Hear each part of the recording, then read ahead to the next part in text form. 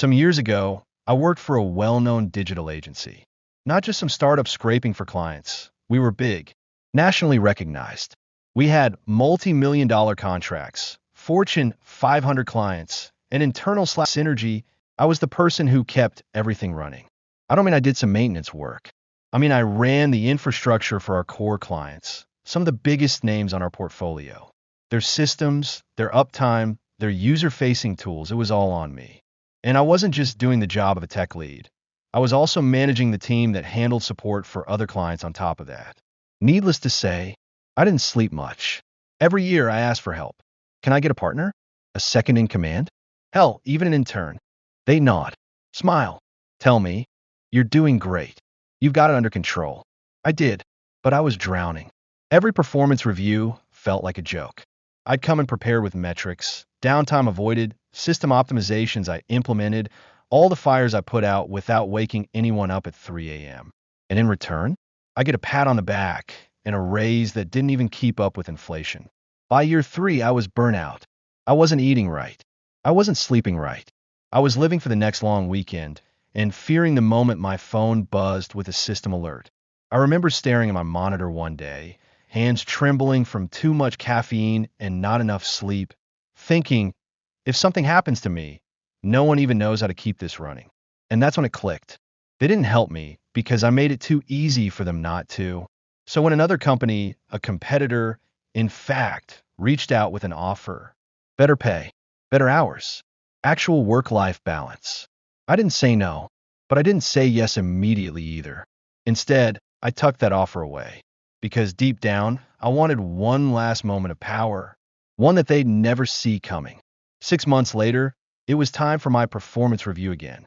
And shocker, they denied everything. No raise, no help, no change. I smiled. I thanked them for the feedback. And I waited.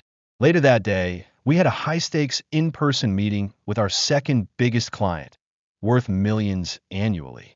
This was a contract renewal meeting, and I was expected to speak about SLAs, maintenance schedules, pricing, the stuff I kept for falling apart.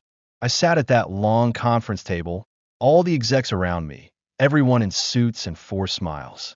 But I wasn't listening. I was rereading the offer letter from the competitor on my phone. And right there, while the CTO was giving a pitch, I hit reply. I told them I accepted. Within 5 minutes, ding, contract in my inbox, digitally signed, done. Short, crisp sentences, tension building. Then I opened my email, typed up my resignation. To HR, to my manager, to every exec in that room. Hit send. The silence was nuclear. At first, they didn't even notice. Then one exec glanced at his tablet. Then another. You could watch it ripple across the room. Eyes narrowing. Faces reddening. The meeting screeched to a halt. Exec, wait, what is this? You're quitting. Me. That's correct. Effective immediately. Manager, what the hell are you doing? We're in a client meeting. Me. I'm doing what I should have done 2 years ago. Leaving before this job kills me. Internal monologue. Protagonist takes control. For the first time in years, I felt powerful. They pulled me into a side room, demanding explanations. My manager looked like he was about to have a stroke. HR was frantically whispering about breach of decorum and team morale. I told them everything. Every ignored plea. Every unpaid hour. Every time I held the system together by sheer willpower while they threw money at ping pong tables and catered lunches. Their faces? Priceless. But it didn't stop there. The client? They stayed for now, because the contract was signed. But behind the scenes, everything started to crack. 1-year time jump. Destruction unfolds. 12 months later, that same client walked. Why? Because the company couldn't meet the 99.999% uptime SLA. They tried to backfill my role, but no one knew the systems like I did. No one was willing to kill themselves to keep the lights on. And now that the cracks were showing, other clients noticed too. Revenue dropped. Layoffs began. PR spin called it a harsh market. But I knew better. Triumphant closure. Protagonist wins.